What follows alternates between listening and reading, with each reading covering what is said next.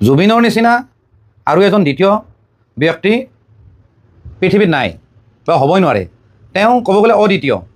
গতিকে ময়ো জুবিন বা আমিও জুবিন বুলি যে কৈছে যে, নাজানো তেওঁলোকে কি দৃষ্টিত তেওঁলোকে সেই তেনেকুৱা শ্লোগানটো নাম ৰাখিছিলে, কিন্তু এইটো তেওঁলোকৰ একদম ভুল। আপোনালোকে জুবিন গাৰ্গক সন্মান দিব খুজিছে বা আপোনালোকে ন্যায় দিব যদি খুজিছে নহয়, বা ন্যায় যদি আপোনালোকে বিচাৰে নহয়, তেতিয়াহ'লে ময়ো জুবিন আমিও জুবিন নকৈ পেলাই আপোনালোকে বেলেগ ধৰণে পেটাৰ্ণটো বা শ্লোগানটো আপোনালোকে টেগলাইনটো বনোৱা উচিত। মানে ক'ব গ'লে এইটো হাঁহিয়াতৰ পাত্ৰ হৈছে দেই, প্ৰথম কথা। ছেকেণ্ড কথাটো হ'ল তেওঁলোকে বিজেপিৰ মানুহখিনিয়ে কৰিলে যে ময়ো জুবিন আমিও জুবিন, সেই টেগলাইনটো চেঞ্জ কৰিলে। ময়ো জুবিন অনুৰাগী আমিও জুবিন অনুৰাগী। এতিয়া কথাটো হ'ল অসমৰ প্ৰত্যেকজন মানুহে ক'ব গ'লে জুবিনদাৰ অনুৰাগী হয়, কাৰণ প্ৰত্যেকজন মানুহে ঘৰত জুবিনদাৰ গান শুনে বা গান বজায়, বা তেওঁ নহ'লেও তেওঁ ঘৰৰ ফেমিলিৰ মানুহে শুনে। আল্টিমেটলি গোটেই মানুহবিলাকে ক'ব গ'লে জুবিনদাৰ অনুৰাগী হয়। এই কথাটো হ'ল কোন ৰাজনৈতিক নেতাৰ প্ৰৰোচনাত পৰি বা কোনেনো এইবিলাক মানে হেৰি কৰে, মানে উপদেশ দিয়ে যে আমি এনেকুৱা এটা টেগলাইন বনাম, আমি এনেধৰণে কেম্পেইন চলাম।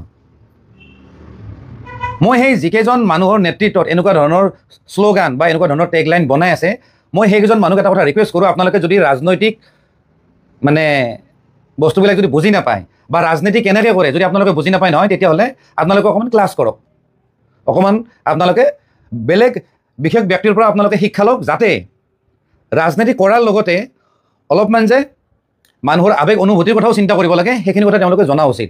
মানে এনেকুৱা হৈছে, মানে খুব লাজৰ কথা, মানে জুবিনদাৰ যে মূৰ্তি যে বনাব, নহ'লে চবেই বনাব, কাৰণ বনাব লাগিব, কাৰণ তেওঁক আমি জীয়াই ৰাখিব লাগিব।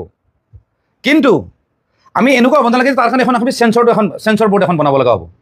কাৰণ বৰ্তমান সময়ত এনেকুৱা হৈছে, ক'ৰবাত ৱালত এনেই কিবা কিবি এটা আঁকি থৈ গৈছে, নামটো জুবিনদা দিছে, কিন্তু মুখখন কিয় জুবিনদা নহয়, অদ্ভুত কেৰেক্টাৰ, মানে কাৰ্টুন টাইপ। মানে সেইটো কৰাটোতো উচিত নহয়। আজি ক'ৰবাত মূৰ্তি বনাইছে, মুখখন অদ্ভুত কৰি দিছে, কিছুমানে হাঁহিব, কিন্তু আমাৰ উঠে খং।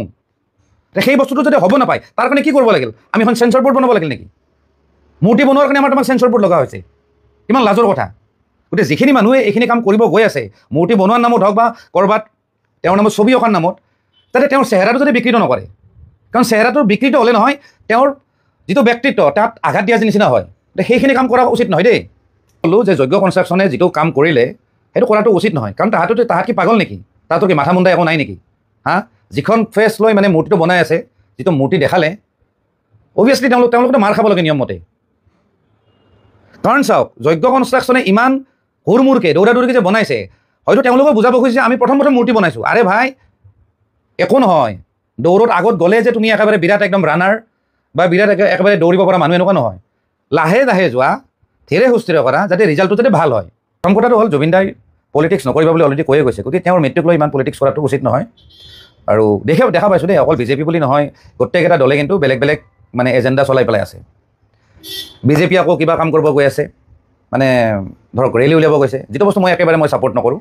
ধৰক ময়ো জুবিন অনুৰাগী আমিও জুবিন অনুৰাগী, এই শ্লোগানটো মই একদম ভাল লগা নাই, প্ৰথম কথা। আৰু ছেকেণ্ড কথাটো হ'ল যিখিনি অপজিশ্যন আছে আকৌ তেওঁলোকৰ উদ্দেশ্যটো হ'ল আকৌ পৰিৱেশটো বেয়া কৰি থাকোঁ, গৰম কৰি থাকোঁ, তেতিয়াহে তাৰমানে হেৰি হ'ব, পৰিৱেশটো বেয়া হ'ব, তেতিয়াহে চৰকাৰৰ বদনাম হ'ব। তাৰমানে ইটো সিটোক তাৰমানে হানি আছে দেই, বিৰাট বেয়া কথা।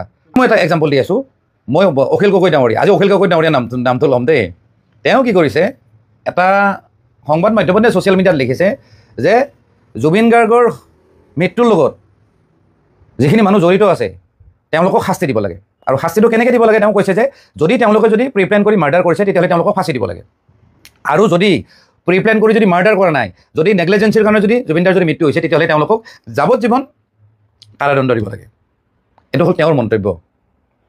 চাওক, এনেকুৱা ধৰণৰ কথা ক'লে নহয়, আমি অভিয়াছলি ভাল পাওঁ, আমি নৰ্মেল মানুহ না, আমিতো অশিক্ষিত, আমিতো আইন কানুনৰ কথা নাজানো, কাৰণ আমি জুবিনদাক আমি প্ৰাণ ভৰি ভাল পাওঁ, হয়তো এনেকুৱা কৰিব লাগে বুলি ভাবোঁ, কিন্তু সেইটো কথা ভুল। কাৰণ এখন আইন আছে, আইনৰ আধাৰতে শাস্তি হয়। মানুহ মুখেদি ক'লে নহ'ব, পাব্লিকক মানে উচতনি দিয়াৰ কাৰণে যিটো কথা ক'লেও নহ'ব। মই গোটেই পলিটিচিয়ানবিলাকক কৈছোঁ দেই, এইবিলাক কথা কিন্তু ভুল। কিন্তু আজি তেওঁলোকে যদি মাৰ্ডাৰ কৰিছে, মাৰ্ডাৰ কৰা হিচাপত যিটো ধাৰা হয়, যিটো BNS চামথিং 103 নে কিবা হয়, আৰু সেইটোৰ আধাৰত যিখিনি শাস্তি সেইখিনিয়ে হ'ব। কিন্তু ফাঁচি দিব লগা বুলি তাৰমানে কি তেওঁ জাজ হৈ গ'ল, মানে আজি হেৰিয়ে জাজ হৈ গ'ল, মানে অখিল গগৈ জাজ হৈ গ'ল। এইবিলাক কথা ভুল, কাৰণ আমাৰ পাব্লিকক বা ৰাইজৰ মানুহখিনিক মানে উচতনি দিয়া টাইপ হৈ যায়, সেইবিলাক কাম কৰিব নাপায়। আৰু কৈছে যে যদি নেগলিজেঞ্চিৰ কাৰণে হৈছে তেতিয়াহ'লে যাৱজ্জীৱন ফাঁচি দিব লাগে। তেওঁতো জাজ নহয় না, এইবিলাক কথা কোৱাটো উচিত নহয়। তাৰমানে আল্টিমেটলি তেওঁ ক'ৰবাত ইনডাইৰেক্টলি জুবিনদাৰ নাম লৈ কিনে সেই জুবিনদাৰ চেণ্টিমেণ্টটো লৈ পেলাই কিন্তু পলিটিক্স কৰি আছে। এইবিলাক কিন্তু নাপায়